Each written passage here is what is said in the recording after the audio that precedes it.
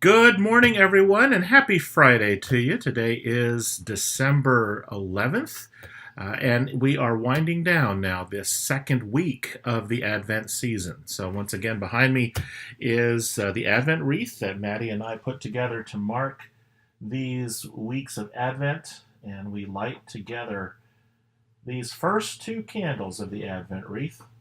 And we look forward to this Sunday when we can celebrate the third Sunday of Advent, which is the Sunday of joy. Well, what a week it has been. How about this, huh?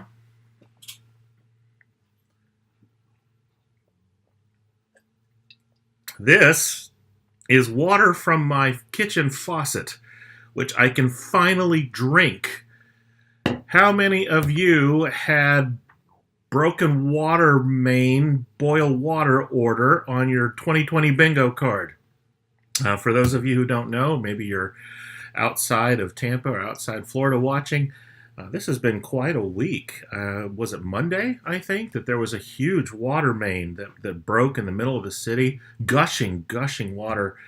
And all of us who live in Tampa and in parts of Hillsborough County had to go through a boil water order for the last several days. Well, just yesterday, on Thursday, they finally lifted that, and it was just nice to be able to enjoy something that I think many of us have just taken for granted, which is the possibility of clean and healthy water. I don't know about you, but it reminded me that it is something that not every population in the world has the luxury of, clean water. But for us, it is certainly a blessing. And it made me think about lots of biblical metaphors for rain and water as a sign of God's blessing. And lo and behold, you're going to start thinking I'm turning these Facebook devotionals into infomercials, because here's another one of my books that I wrote. Last week I shared Awaiting the Already, the first book I ever wrote. This one's the second one. And I'm really not trying to push these books on you, but this one, called Songs for the Waiting, is a reflection on hymns of Advent.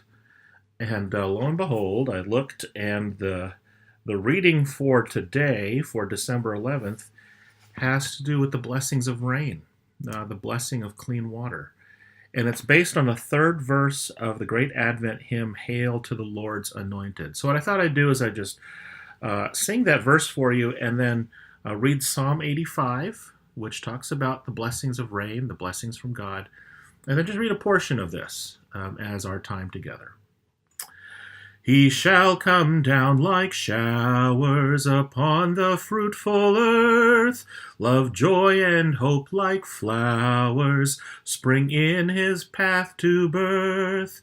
Before him on the mountain shall peace the herald go, and righteousness in fountains from hill to valley flow.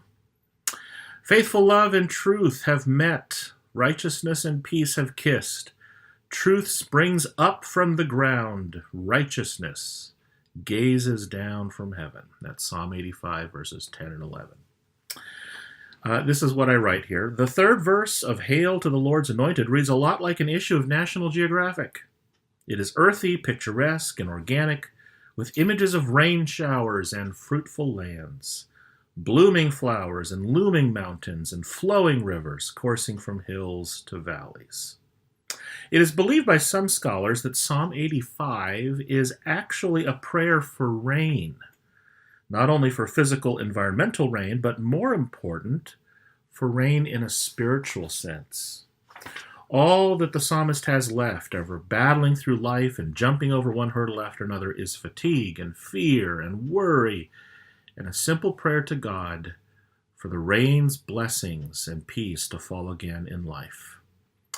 What does God's peace look like?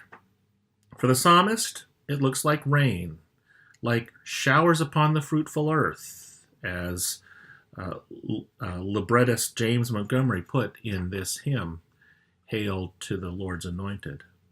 Do you hear it? Do you sense the connection between the falling of rain and the giving of God's peace? More importantly, is that what you are searching for today. Peaceful rain upon your parched and dry soul. It is an interesting connection, peace and rain. 1. Rain falls from the sky and nourishes the ground. God's peace falls from God's hand and quenches our thirsty souls. 2. Rain collects in and fills our seas and rivers. God's peace collects in and fills our hearts with an abundance of comfort and joy. Rain washes the earth and removes from it refuse, pollutants from the soil. God's peace washes over us and through us and makes us clean. Rain causes plants to bloom and trees to grow and flowers to blossom. God's peace enables whatever within us that is dying and decaying to spring forth into new life. And this is the way I end the devotional here. God is speaking to you a word of comfort and peace at this very moment. You must not believe that God is absent from your life. Rather, God has never been closer. God is speaking to us peace and faithfulness. And we can hear those words if only we would hush the drowning noise around us and hear the words of God. This second week of Advent is all about the key word of peace, which I preached about last Sunday, and I trust you have been seeing in some even subtle ways throughout your life, and that's been my prayer for all of us during this crazy season. We're turning the corner to the third Sunday of Advent, which is about joy, and we look forward to hearing about that from the book of James, as we are now at the halfway point of our journey to Bethlehem. I want to remind you of two really cool, important websites. The first is hydeparkumc.org/gifts for good. That is a wonderful place to go if you'd like to do some shopping that really makes a difference. There you'll find many of our missions partners that you can make a donation to in honor of someone on your Christmas wish list. It'll be a way for you to make a real difference in the life of someone who's in real need, as well as to honor a loved one during this Christmas season. And the second is hydeparkumc.org/Christmas. That is our full lineup of all the amazing things that are happening in the next 2 weeks or so. This team, this staff and volunteers have been working so hard to innovate and create really some amazing Advent and Christmas experiences. A week from today, we are debuting the Lessons and Carols service online. You've been seeing pieces of that over these last few weeks on Mondays and Tuesdays. It's just going to be amazing. And then a week from tonight and a week from Saturday, next weekend is our drive-through nativity from 6 to 8. Our youth and children's teams have been doing an amazing job. It's going to be a terrific drive-through experience on the Hyde Park campus from 6 to 8 o'clock. You'll be able to listen to narration on your device on our podcast as you drive through 8 different scenes. It's not only a retelling of the birth narrative, the birth of Jesus, but it's an intermixing of some powerful stories from right now. It features live actors and animals, festive lights and music, and narration right there in your car. And there will be donations taken to fund our Sparrow Fund to help people with emergency needs. So that's taking place next weekend. Blue Christmas is coming up December 21st. That's always a really meaningful service every year for people who are experiencing fear and loss, but particularly this year during the pandemic. This is going to be a really important service for us, for people that we know and love who are grieving.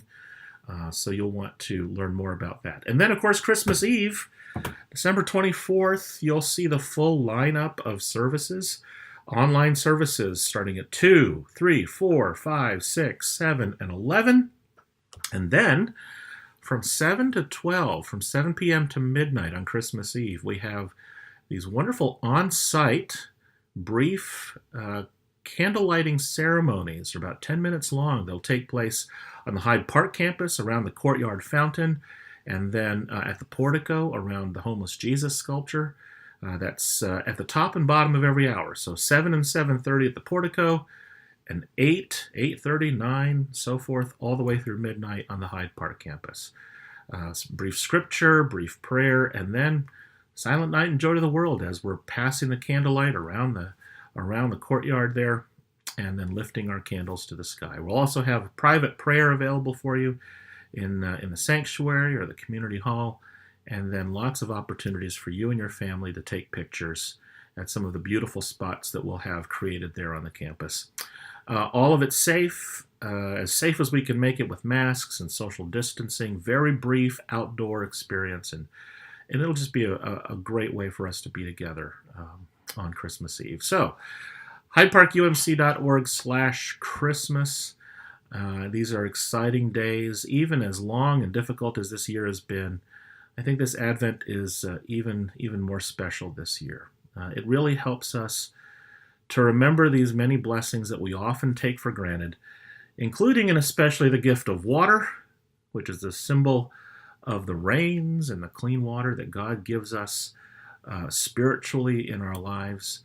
And so the next time you take a drink of water and not have to worry about whether it's clean or not, give thanks to God for the many blessings that God has given to you. May God's best be with you. Blessed Advent. Remember that you are loved, and we'll see you next time.